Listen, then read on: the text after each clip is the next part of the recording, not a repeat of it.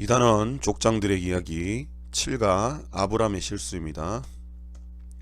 성경 본문 읽겠습니다. 창세기 12장 10절입니다. 그 땅에 기근이 들었으므로 아브람이 애굽에 거류하려고 그리로 내려갔으니 이는 그 땅에 기근이 심하였음이라. 창세기 12장 10절입니다. 교육 목표입니다. 하나님의 약속은 나의 실수도 반전시키는 놀라운 약속이다. 오늘 아브라함이 실수를 합니다. 그러나 그 실수를 하나님께서 반전시켜 주셔서 하나님의 뜻을 이루어 가십니다. 두 번째는 하나님은 나의 실수까지도 선하게 사용하신다. 아브라함이 엄청난 실수를 했습니다. 그런데 하나님께서는 하나님의 뜻 가운데 그것 또한 손으로 바꾸셔서 하나님의 언약을 계속해서 진행해 가시는 것입니다. 아이스 브레이크입니다. 실수투성이 나의 실수는. 오늘 아브라함의 실수에 대한 내용이니까 우리도 어떤 실수를 했는지 한번 살펴보는 것인데, 지난 시간에 아이스 브레이크를 안 하신다 말씀드렸더니 아이스 브레이크를 한다고 본문을 조금 하는데 시간이 부족했다라는 말씀이 있어서 굳이 본문 시간이 부족하다면 아이스 브레이크를 그렇게 중점적으로 안 하시기를 추천드립니다. 시간이 저희가 충분하지 않기 때문에 적절하게 유도리 있게 융통성 있게 이렇게 진행하시면 되겠습니다. 숲으로 아브라함의 고민과 선택. 버틸 만큼 버틴다. 애굽으로 내려간다. 자, 이것은 두 가지를 선택하는 것인데 오늘 본문이 어땠습니까? 그 땅에 기근이 들었으므로 아브라함이 애굽에 거류하려고 그리로 내려갔으니 이는 그 땅에 기근이 심하였음이라. 가나안 땅에 아브라함이 도착했습니다. 그런데 그곳에서 기근이 들었습니다. 그런데 아브라함의 선택은 A였습니까? B였습니까? B였습니다. 애굽으로 내려간 것입니다. 애굽에는 이 기근에 있어서 영향을 좀 덜 받았습니다. 왜냐하면 나일강이 있었기 때문에 언제든지 나일강을 통하여서 그 기근의 문제를 해결할 수 있었습니다. 하지만 가나안 땅은 하늘에서 내리는 비가 아니면 그것을 해결할 수 있는 방법이 없었습니다. 그래서 아브라함은 많은 이들이 그렇게 했듯이 똑같이 그렇게 애굽으로 내려가는 선택을 한 것입니다. 자, 이것을 가지고 어떻게 해야 될지. 하나님의 약속의 땅은 가나안 땅인데 만약에 우리 친구들이라면, 자신이라면 어떠한 선택을 할지 한번 자유롭게 나눠보는 시간을 가졌으면 좋겠습니다. 하나님의 약속이니까 무조건 버틴다. 굶더라도 하나님을 의지하여서 버틴다. 아니면 일단 지금 기근으로 인해서 이 문제를 해결해야 되니까 일단 애굽으로 갔다가 다시 어느 정도 그것이 해결되면 애굽에서 가나안 땅으로 돌아온다. 여러 가지 자유로운 의견을 나눠보시면 좋겠습니다. 자, 그런데 창세기 41장 1절에 보면 이제 아브라함, 이삭, 야곱 이렇게 이어집니다. 야곱의 때에 똑같이 기근이 들었습니다. 기근이 들었는데 야곱은 그냥 애굽으로 가지 않았습니다. 애굽이 곡식이 있다는 소문을 듣고 먼저 아들들을 보냅니다. 아들들을 보내서 그 곡식을 사오게 합니다. 이러한 시도를 두 번이나 합니다. 두 번이나 한 후에 그 가정 가운데 애굽에 요셉이 총리가 되어서 살아있다 라는 소식을 듣게 됩니다. 그 기쁜 소식을 들었을 때 야곱은 바로 애굽으로 가지 않습니다. 창세기 46장 4절을 보시면 내가 너와 함께 애굽으로 내려가겠고 반드시 너를 인도하여 다시 올라올 것이요 요셉이 그의 손으로 내 눈을 감기리라 하셨더라. 야곱은 애굽으로 바로 내려가지 않았습니다. 먼저 창세기 46장을 보시면 단에서 브엘세바, 하나님께서 주신 가나안 땅의 북쪽 경계가 단이고 남쪽이 브엘세바입니다. 브엘세바에서 하나님께 예배를 드립니다. 하나님께 예배를 드리니까 하나님께서 말씀하십니다. 그랬더니 하나님께서 뭐라 말씀하십니까? 애굽으로 가라라고 말씀하시는 것입니다. 이렇게 야곱은 무턱대고 자신의 마음대로 가나안 땅을 떠나지 않았던 것입니다. 하나님께 먼저 허락을 구하였고 예배를 통하여서 하나님의 말씀을 들었던 것입니다.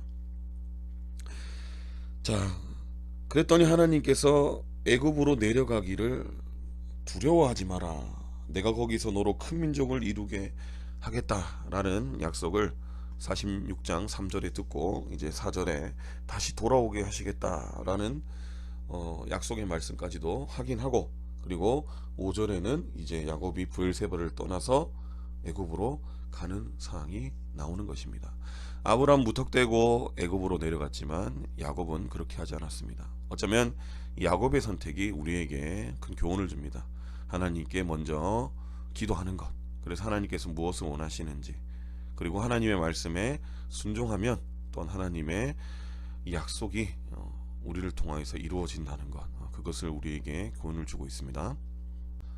사람은 잘못했지만 아브라함의 실수에 대해서 이제 살펴보겠습니다. 11절 말씀입니다. 그가 애굽에 가까이 이르렀을 때 이제 애굽으로 왔습니다. 그의 아내 사레에게 말하되, 아직까지 하나님께서 사라라는 이름을 안 바꾸셨죠. 사레입니다. 사레에게 말하되 내가 알기에는 그대는 아리따운 여인이라. 사레가 굉장히 예뻤음을 알 수 있습니다. 그런데 이까지는 칭찬하는 내용 같습니다. 그런데 12절의 말씀을 보면 참으로 남편에게 배신감이 드는 내용입니다. 안타까운 내용인데, 애굽 사람이 그대를 볼 때 이르기를 이는 그의 아내라. 아브라함의 아내라는 것이죠. 아브라함의 아내니까 자신은 죽이고 그대는 살리니, 이 말은 사레의 아름다움을 보고 애굽 사람들이 사레를 뺏기 위해서 자신을 죽이고 사레를 뺏어가겠다라는 내용입니다. 그런데 이것은 근거가 없습니다. 왜 아브라함이 이런 생각이 들었는지, 이런 말을 하는지 아무런 근거가 없다는 것입니다. 그래서 한 가지 요구를 합니다. 원하건대 그대는 나의 누이라 하라. 아내 보고 자신의 여동생이라고 하라고 말하는 것입니다. 그러면 내가 그대로 말미암아 안전하고 내 목숨이 그대로 말미암아 보존되리라 하니라. 아내에게 자신을 아내의 오빠라고 하라는 것이죠. 자신은 여동생이고, 그러면 사람들이 어떻게 합니까? 사레에게 잘 보이기 위해서 아브라함을 선대한다는 것입니다. 다른 번역에는 유익하게 될 것이다, 잘 대접할 것이다, 그런 의미로 번역되었습니다. 그리고 자신의 목숨이 사레 때문에 안전하게 된다는 것입니다. 그 땅에서 사레를 애굽 사람들이 빼앗으려고 아브라함을 죽일 것이라는 근거는 어디에도 없습니다. 그런데 아브라함은 자신의 생명을 보존하기 위해서, 그리고 자신이 가지고 있는 재산을 지키기 위해서 자신의 아내를 여동생으로 하기를 원하는 것입니다. 이것은 사라로 볼 때 얼마나 배신감 느끼는 장면입니까? 사라는 아브라함과 결혼하여서 지금 65세입니다. 65세가 될 때까지 아이가 없었습니다. 그래도 아브라함을 의지하여서 함께 갈대의 우르를 떠나 하란을 떠나 여기까지 왔습니다. 우리가 계속해서 참고하고 있는 기동현 교수님의 저서를 보면 사레에게 이런 요구를 했고, 이 요구를 거절하지 못했음은 바로 자녀가 없었기 때문이라 라고 말합니다. 사레는 정식적으로 인정을 받지 못했던 상황이다. 이때 결혼지참금으로 절반을 줍니다. 그리고 아들을 낳았을 때, 후사를 낳았을 때 그 나머지를 준다라고 말하고 있습니다. 그렇기 때문에 정식적으로 아직 인정받지 못한 상황, 그리고 사레는 후사를 생산하지 못했기 때문에 이러한 요구에 순순히 응할 수밖에 없었다라고 말하고 있는 것입니다. 아무튼 참으로 아브라함에게 실망스럽고 사례의 입장에서는 참으로 안타까운 상황이 이루어졌습니다. 창세기 14장 14절입니다. 아브라함이 조카 롯이 사로잡혔을 때 집에서 훈련된 자들 318명을 거느리고 단까지 쫓아간 내용입니다. 여기서 우리가 집중해야 될 것은 아브라함 집에 훈련된 자들이 318명이 있었다. 그렇다면 이 318명의 식솔들은 최소 1000명 이상입니다. 2000명도 될 수 있습니다. 아브라함 밑에는 이렇게 많은 자들이 있었다는 것입니다. 아브라함이 사례를 누이를 속여서 지키려고 했던 것은 자신의 생명과 그리고 이렇게 많은 자들의 생명이었습니다. 그렇기 때문에 아내 사례를 누이로 속이려고 했던 것입니다. 그런데 그것은 짧은 생각이었습니다. 아내 사례를 누이로 속인다면 자신에게 그들이 선대할 것이다. 그것이 아브라함의 짧은 생각이었는데 이런 잘못된 판단으로 인해서 상황이 악화돼 버립니다. 다시 창세기 12장 14절로 돌아가겠습니다. 아브라함이 애굽에 이르렀을 때 애굽 사람들이 그 여인 사레입니다. 사레를 보고 아름다움을 느꼈습니다. 그런데 우리는 한 가지 의문을 가집니다. 이때 사레의 나이는 65세였습니다. 65세의 할머니를 보고 어떻게 아름답다라고 말할 수 있겠습니까? 어떻습니까? 이것은 의문에 쌓이게 됩니다. 그런데 말씀에서는 사례가 아리따웠다고 합니다. 그리고 우리가 계속해서 참고하고 있는 기동영 교수님의 저서에서는 이것은 외적인 아름다움을 말한 것이 아니다. 이것은 고상함을 말하는 것이다. 고귀함을 말하는 것이다. 우아한 것을 말하는 것이다. 무엇입니까? 왕족으로서 갖춰야 될 덕목을 말하는 것입니다. 그래서 어떻게 됩니까? 자연스럽게 바로의 신하들이 이 여인을 바로에게 추천하였고 바로는 이 사례를 자신의 궁으로 이끌어 들인 것입니다. 그리고 바로는 어떻게 합니까? 바로는 아브라함, 그의 오빠 아닙니까? 아브라함을 후대하였고 그 귀한 가축과 그리고 여기 노비, 남종과 여종도 있습니다. 모든 것을 준 것입니다. 일종의 정략 결혼인 것입니다. 아브라함의 많은 이들도 바로와 적대하지 않고 바로도 아브라함을 적대하지 않고 정략 결혼을 맺은 것입니다. 아브라함의 잘못된 판단입니다. 애굽으로 떠난 것입니다. 약속의 땅 가나안 땅을 버리고 애굽으로 떠난 실수에 비롯해서 또 다른 문제가 생깁니다. 어떤 문제입니까? 자신의 아내를 여동생으로 속인 이 실수, 계속된 실수 통해서 큰 문제가 생깁니다. 무엇입니까? 아브라함을 통해서 하나님께서 큰 민족을 주시겠다고 약속하셨습니다. 아브라함을 통해서 주실 큰 민족이 지금 사례를 바로에게 빼앗김으로써 큰 위기를 맞게 된 것입니다. 아브라함이 이것을 고의로 했던, 고의로 하지 않았던, 이것은 큰 문제입니다. 자, 하나님께서 어떻게 이 일들을 해결해 가시겠습니까? 계속 살펴보겠습니다. 여호와께서 아브라함의 아내 사레의 일로 바로와 그 집에 큰 재앙을 내리신지라. 역시 하나님께서 가만히 두고 보시지 않았습니다. 아브라함의 아내 사레를 바로에게 빼앗기니까 하나님께서 직접 나선 것입니다. 어떻게 아브라함이 이끈 세력 바로에게서 자신의 아내를 도로 찾아올 수 있겠습니까? 불가능한 일입니다. 하나님께서 근데 그의 언약을 지키시기 위해서 직접 개입하신 것입니다. 한 가지 재미난 사실은 거짓말한 것은 아브라함입니다. 그런데 왜 바로와 그 집에 큰 재앙이 임해야 됩니까? 그것은 바로 하나님 자신의 언약 때문입니다. 하나님께서 계획하신 일이 이 바로를 통하여서 지금 도전을 받고 있는 것입니다.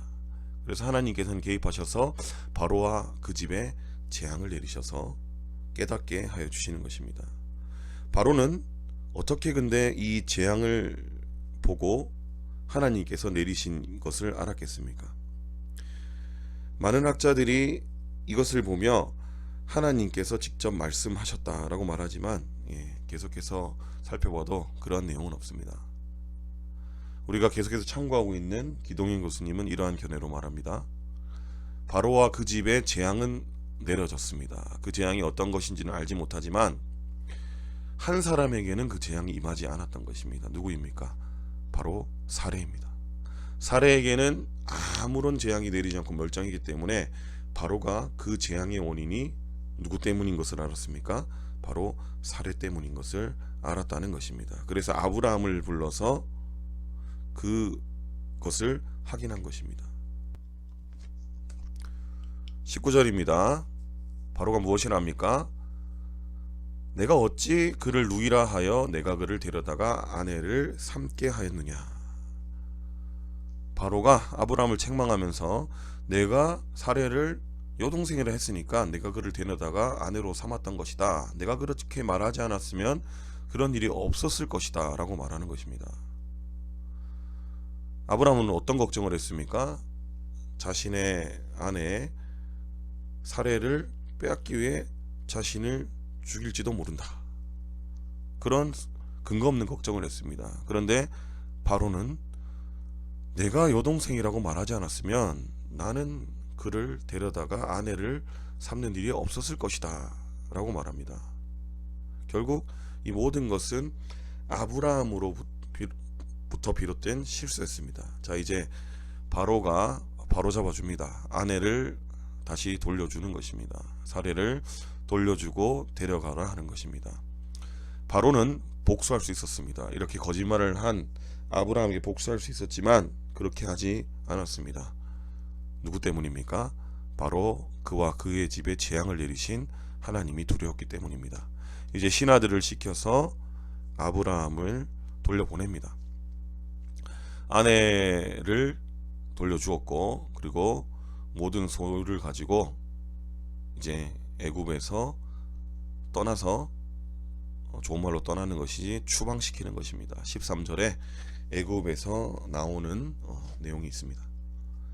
아브라함은 약속의 땅 가나안을 떠나서 마음대로 애굽으로 내려갔습니다. 그 실수를 시작해서 계속해서 실수가 반복됩니다. 그리고 그 실수를 통해서 아브라함에게는 큰 어려움이 처하게 됩니다. 그런데 하나님께서는 그것을 그냥 두고 보시지 않았습니다. 바로 하나님의 언약을 지키시기 위해서였습니다. 그래서 결국 하나님의 이 섭리 아래서 하나님의 인도하심 안에서 아브라함은 다시 구원을 받게 되었습니다. 어려움이 해결된 것입니다. 그리고 다시 원점으로 돌아가서 다시 가나안으로 돌아가게 되는 것입니다. 우리는 이 말씀을 살펴보면서 하나님의 약속의 말씀을 신뢰해야 됨을 알 수 있습니다. 그리고 그 말씀을 떠나서 우리가 잘못된 선택을 한다면 결국 그 가운데서 어려움을 당하게 되고 하나님께서 개입하셔서 그 모든 것을 도와주시지만 다시 그 자리로 돌아가야 된다는 것을 알 수 있습니다. 삶으로 보겠습니다. 나의 유형은 이런 어려움이 닥쳤을 때 우리가 어떡합니까? 막사라형입니다. 그냥 마음대로 사는 것입니다.